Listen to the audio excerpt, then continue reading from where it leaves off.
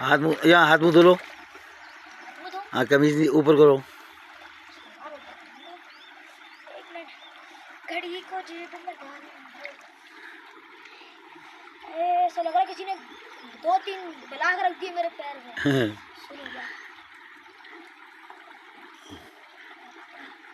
ऐसे पानी को कहाँ ऐसे मारना चाहिए।